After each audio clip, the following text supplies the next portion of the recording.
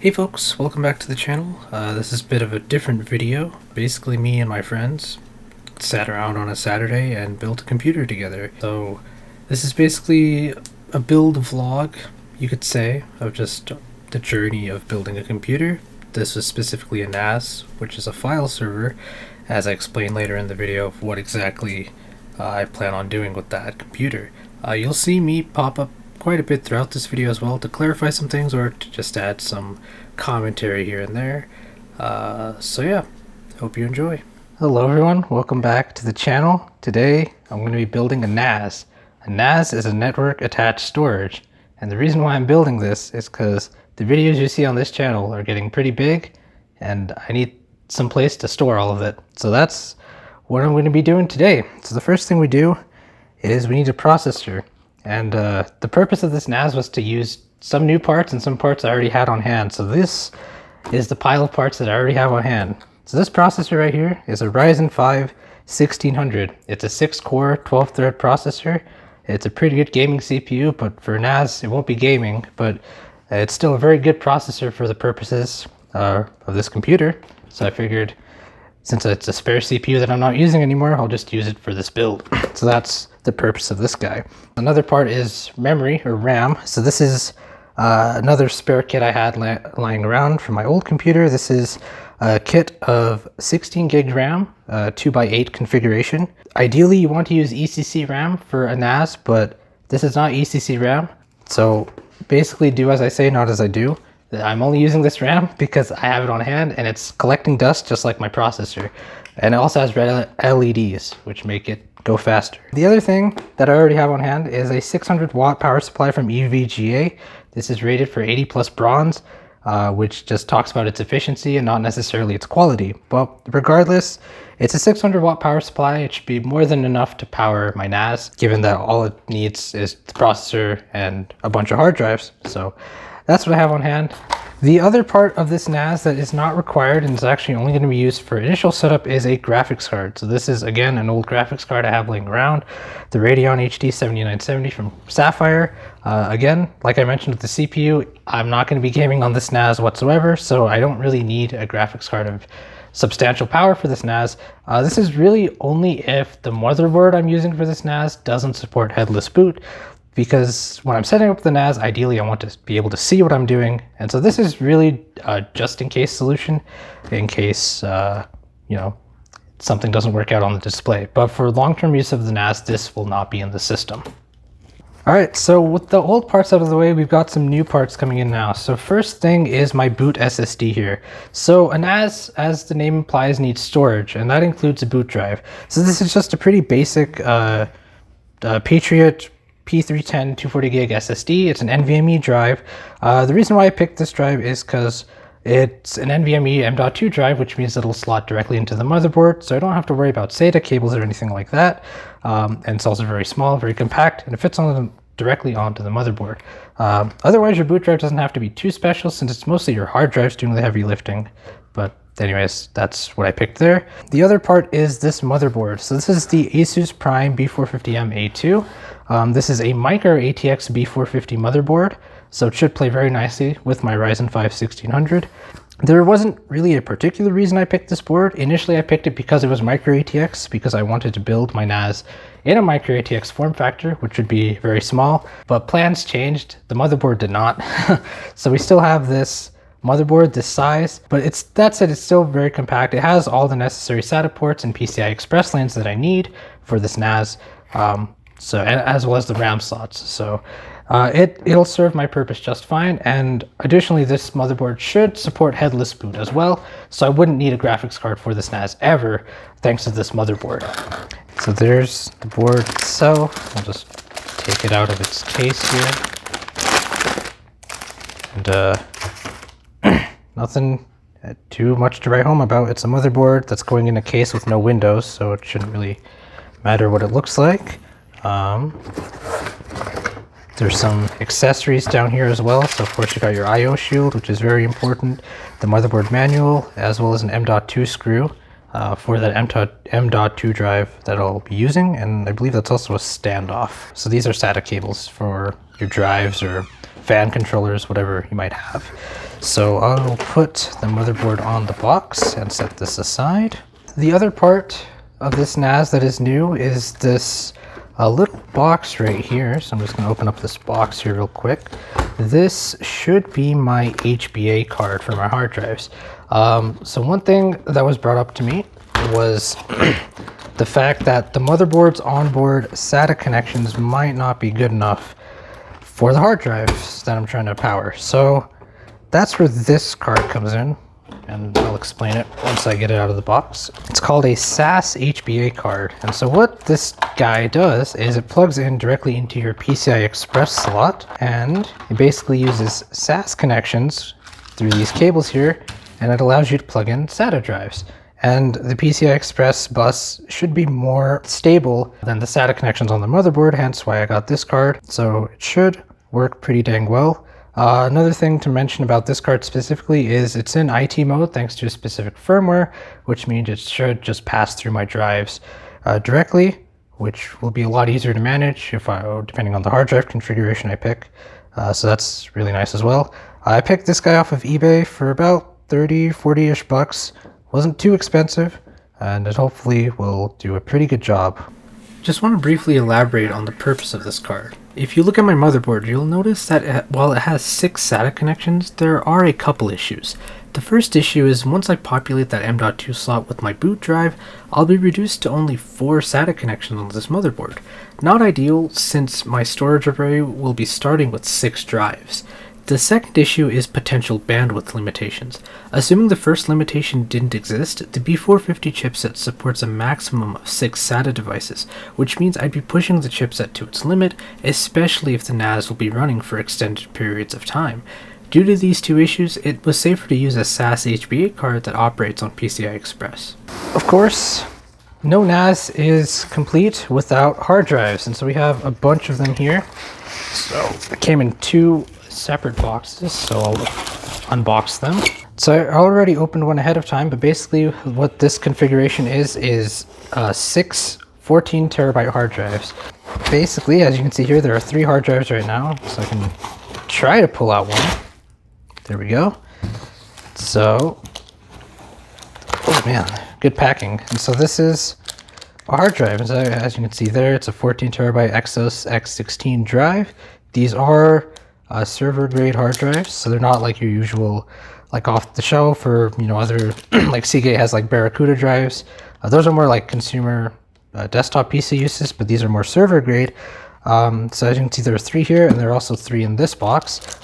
Each of them are 14 terabytes of different brands, flavors. I made sure not to get the same one, just in case if one hard drive were to fail, it's possible that all 6 of them could fail as well, because they could have come from the same lot. So I just wanted to avoid that by getting 6 different flavors of hard drives.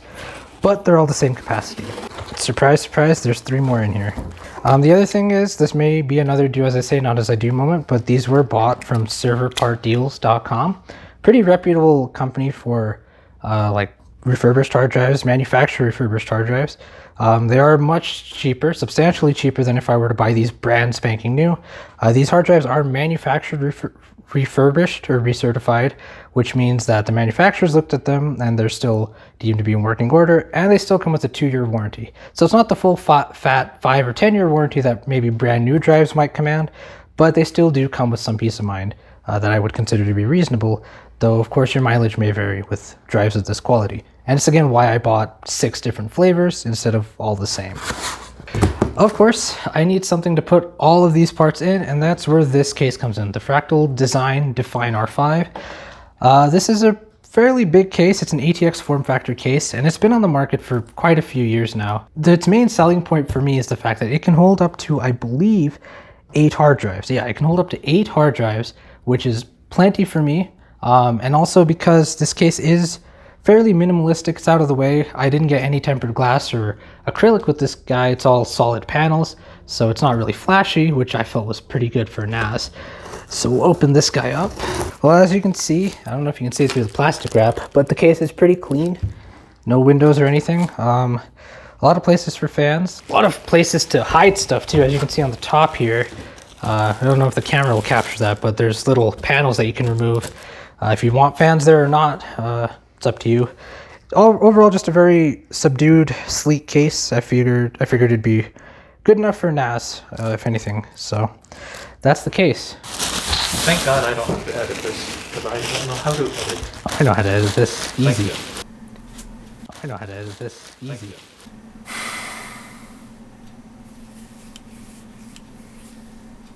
I want to rant about how bad my post-production process is, but it's not in the scope of this video. To be clear, there's no one to blame but myself for how bad it is, but still, I don't make it easy for myself. I know how to edit this easy. As with any PC build, we first started with the motherboard on a non-conductive surface, and we installed the CPU into the socket. Turns out, it's pretty easy to do unless you're trying to capture the process on camera. You know, Shervin, the camera can only see your head. Just saying. I am a professional tech YouTuber, also your phone's in the frame. Well, shit. After some serious deliberation about the purpose of the CD that came with the motherboard... Real question, where do we put the CD on the motherboard? We moved on to figuring out which RAM slots we needed to populate. This took a little longer than anticipated due to us skipping over it in the motherboard's manual multiple times. Set them in 2 arbitrary slots for now. Oh wait, it says DIMM A1, DIMM... Yes, that's why I'm asking what to actually put it in A or B. I thought it was A. Which is why I was asking, because I remember it was B. Oh, it says DIMM A2, B2. Recommended memory configuration. Oh, I didn't. Read your motherboard manual, kids. DIMM A2, yeah, recommended memory configuration. If you're only using one stick, you put it in B2, but if you're using both, then you put A2 and B2. Okay, this is Scott. You should just jam it down. Did that work? Wow, that was really easy. Yeah. Push that staples button. Okay, that's RAM. Next, we installed the boot SSD. This was pretty straightforward. First, a test fit was done to verify the standoff location before the standoff was installed, followed by the SSD itself. Some motherboards that are more reputable than Asus provide a screw in the box. Yeah, well, Asus, it does not do that, apparently. Asus instead likes to fry your Ryzen 9 processor. Next was installing the CPU cooler. In retrospect, this build was a bit out of order, but since we were still working completely on the motherboard, it didn't really matter too much. First, my friends and I took a trip down memory lane. What topology of thermal paste are you going to put on there? Just a center dot. No, you gotta do the whole cake, man. No. What am I, the Verge? We're going to do the Verge thing. Oh, no, please, no. And layer it on top of the CPU. Oh my god, what he do? It's a CPU. You're not icing a cake. So you're gonna see that there are 4 Oh, Jesus. Oh my god. It's going to be a rice, but it's going to be the Chinese character for rice. Mate. Oh, we all remember that. What's that? Then we decided on the ideal method of applying thermal paste. So there's your thermal paste. Alright, are we going to do the P method? Or the rice method? Do you have thermal paste left? We're gonna do the hope we have thermal paste. Before I finally applied it. Then I installed the stock Ryzen CPU cooler, which took quite a bit more force than I remember it needing. I'm pretty sure this is like your first computer that you actually... This is the first computer Shervin has ever built in his life. Why does it look like it's the first computer I built?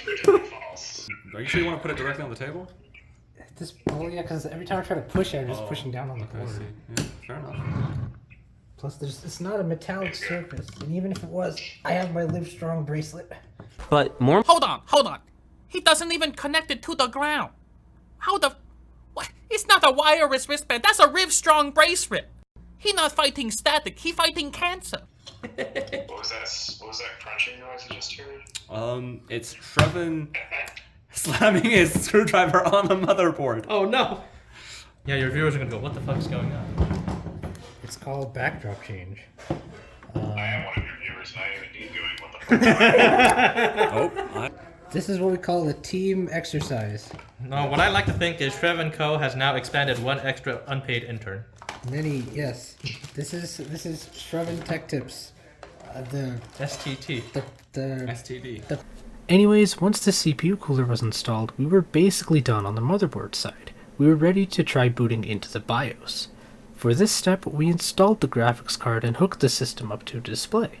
Within the BIOS, we configured our boot steps to boot off of the USB that contained my ISO of choice, TrueNAS Core. I'm just hoping we didn't get your feet in any of the recording here, Trevin. No worries. Is it signed in such a way that you could use It says choose one and drag. use secure boot without any I was changes? gonna say, is Asus really requiring me to use a mouse right now? Apparently. It does, but it's so stupid. Asus, you junk. To be clear, there is a way in like the BIOS to not use the mouse at all. If you go into like I think the advanced mode, they call it in Asus. You can use it completely with the keyboard. You don't need a mouse, but I think we discovered that later. At the time, this seemed really dumb. The fact that we had to use a mouse to rearrange our boot order just didn't make any sense. Okay, fine. We'll just be really careful and not fuck it up. After finagling with the BIOS for a bit, we were able to proceed through the installer, including setting the root password, which I promptly misinterpreted and forgot about shortly after.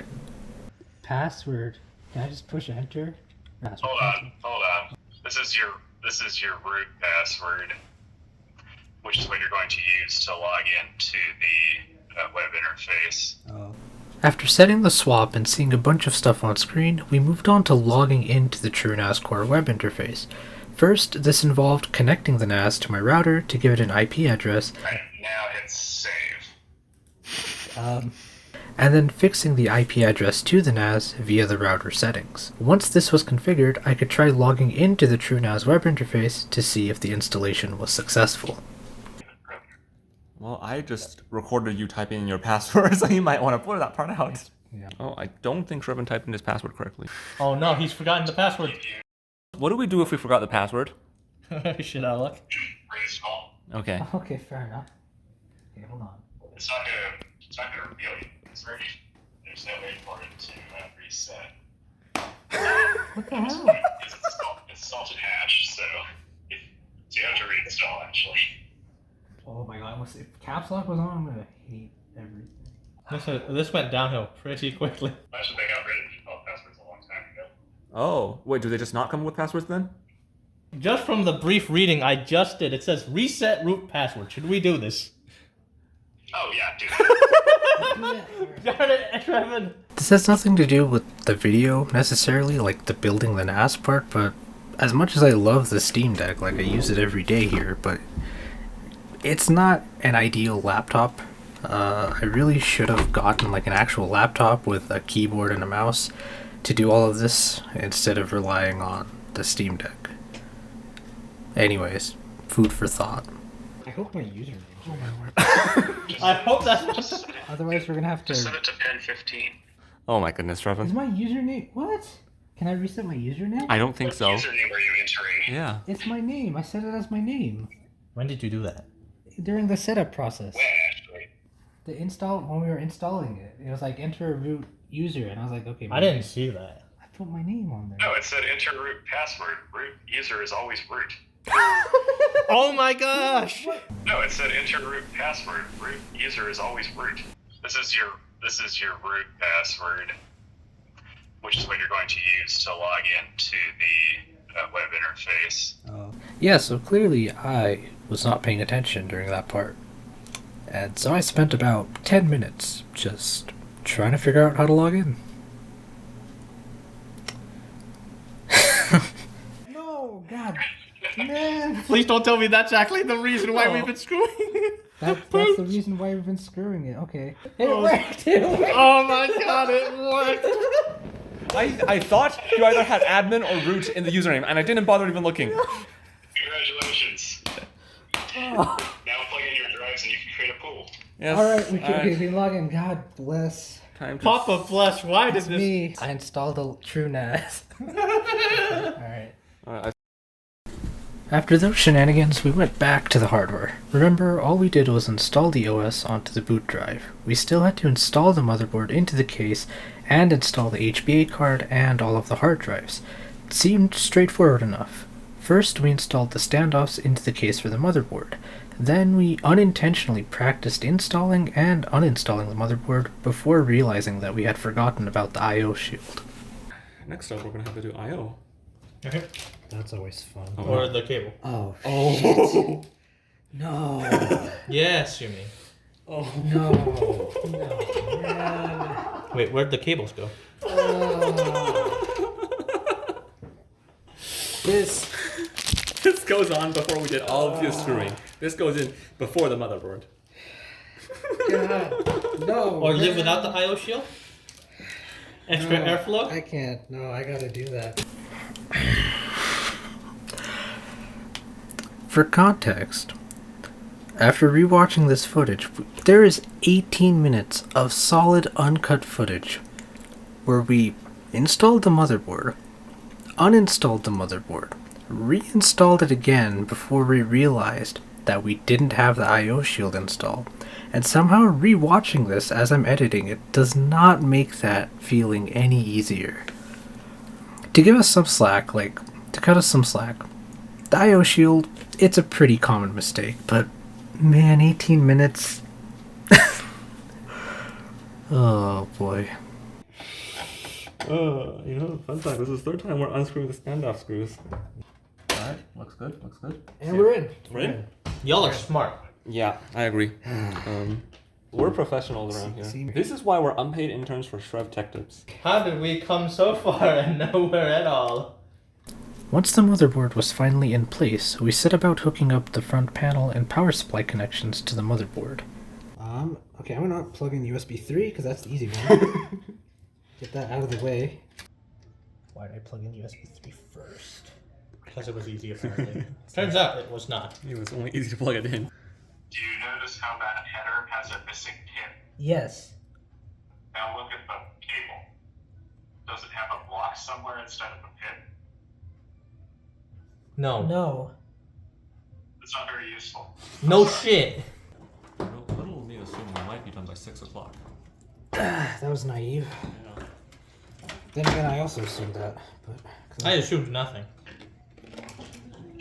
You need those screws, don't you? Oh, crap, you're right. Sorry. I saw the hole, but no screws. That's what I was thinking, but Shreven told me to do something, so I did it. Why'd you believe him? That's a very valid question. In the worst case scenario, you take it off and put it back in, like we've been doing. Yeah. Nothing new. Then, we were finally able to plug in the HBA card into the PCI Express slot. This was followed by plugging in the SAS to SATA conversion cables into the HBA card so we could eventually plug in our hard drives. Installing the hard drives was a pretty simple process overall. Initially, we figured that we needed to group the hard drives by certain pairs in order to make maintenance easy, but in the grand scheme of things, that actually wasn't very necessary. Nonetheless, we did pair different brands of hard drives with each other just in case, if in case it made our pools easier to manage. But again, this didn't turn out to be the case. When it came to physically connecting the hard drives to our HBA card, we also took this approach to see if it would make it any easier when we were managing it in the TrueNAS software, but as I found out later, it didn't make a difference there either. You can organize your hard drives physically however you want, and you can connect them in basically however you want, as long as you have some sort of record of how you connected them and how they line up when you're in the TrueNAS software.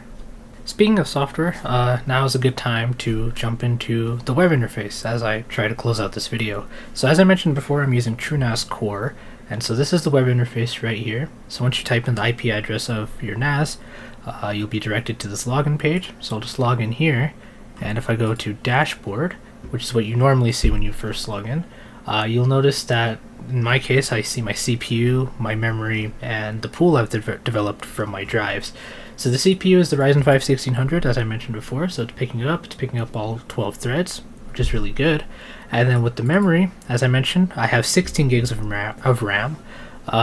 Right now, there's 13.1 gigs free. Normally when I'm writing to the NAS, this RAM gets used up quite a bit for those write operations, but right now I'm not writing anything, so there's a lot of RAM available.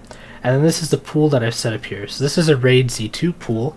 So I've mentioned that I have 6 hard drives, so each of them were 14 terabytes. So ideally that would give you about 84 terabytes of storage, roughly.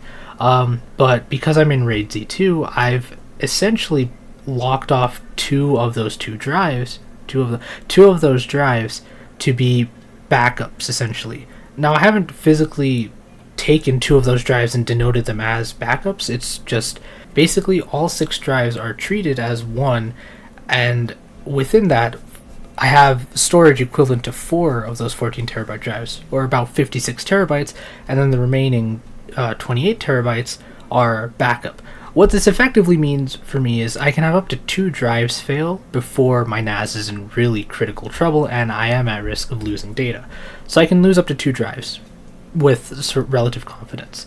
So that's effectively what that means. I figured 50 terabytes for me is plenty. My YouTube channels are not that big, and they won't be big for quite a while, so I figured 50 terabytes is plenty for my use case right now. This interface, my NAS is connected via Ethernet to my router directly. There's quite a bit within this interface. One thing that I did set up very almost as soon as I started logging into this NAS was the SMB protocol. So this allows me to access the NAS within Windows File Explorer directly, so I can just quickly transfer files on my local Windows machine over to the NAS very quickly, no problem. So that's something I set up immediately. I also set up email alerts. Oh, here. So initial email alerts, basically, if anything happens with the NAS, and you can sort of denote which levels of warnings you want to enable for specific services. Basically, if anything happens to the NAS that I care about, I'll get an email notification. So that'll be really nice for me because I don't necessarily monitor this 24/7 on my phone. So getting those email notifications does help me. An additional thing I've started up here are smart tasks. So smart tasks are essentially little tests that'll test the drive, make sure it's still running properly, it's still well within its spec. And so I have these tests scheduled to run periodically, automatically. So this is a short smart test, takes like an hour or so, hence the name short. And I think I have this set to run bi-weekly on Sundays, or weekly on Sundays, I don't quite remember. But then this long smart test I have set to run every 2 months, and that's a much longer test. It just tests the drives periodically, making sure they're still working, and if they're not working, then it gives me an idea of what I need to do, whether I need to replace a drive or do something else. So I have that set up here. Another service I have set up is a UPS. So I have an uninterruptible power supply connected to my NAS, or well, my NAS is connected to an uninterruptible power supply in case of a power outage. And so I'll actually showcase that with the reporting tab here. So if I go to reporting, I can see UPS, and because I have my UPS connected via USB to my NAS, I can get some additional statistics directly from the TrueNAS monitoring, which is quite nice. It means I don't have to physically go to my NAS or UPS if I care about what my UPS is doing. So this is kind of nice as well. In general, in terms of power usage, the NAS uses about 190 to 100 watts at any given moment. It's not amazing, which is why I don't have it on 24/7. I usually only have it on when I need to transfer files over or when I need to read files from it, but I don't try to have it on 24/7 simply because it is a file server. It's not even a media server, so I don't need instant access to it all the time. This reporting tab is actually my favorite. There's a ton of data in here, so you can go to like CPU and you can get like your CPU temperature, CPU usage, all that stuff. You can go to memory. During a write operation, you can see how much memory you're using, when it started being used, stuff like that. Same with disks. You can look at all of your disks. So this is my boot drive and then all of my 6 storage drives, and you can see the metrics there, such as temperatures, whether the disk is busy, what sort of I/O operations are occurring, stuff like that. There's a ton of data here.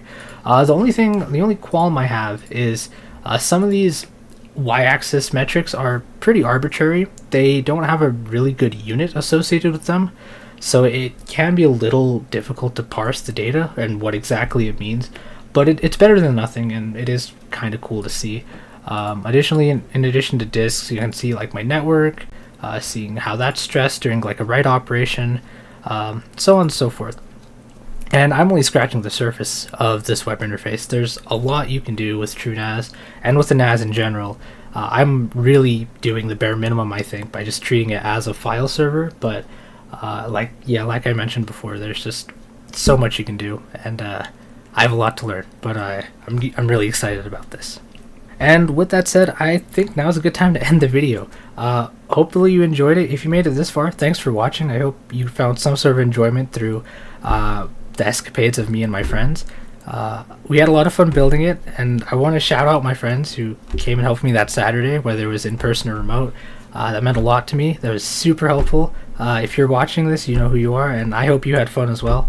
I sure did, and I do appreciate you for being patient with me as well. It's greatly appreciated.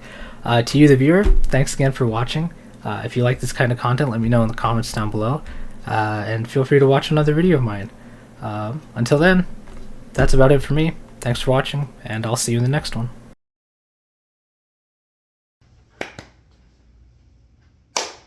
Okay. Hello everyone, welcome to the channel. Today I'm going to build a NAS. A NAS is a network attached server. Thank God I don't have to edit this, because I don't know how to edit. I know how to edit this. Easy.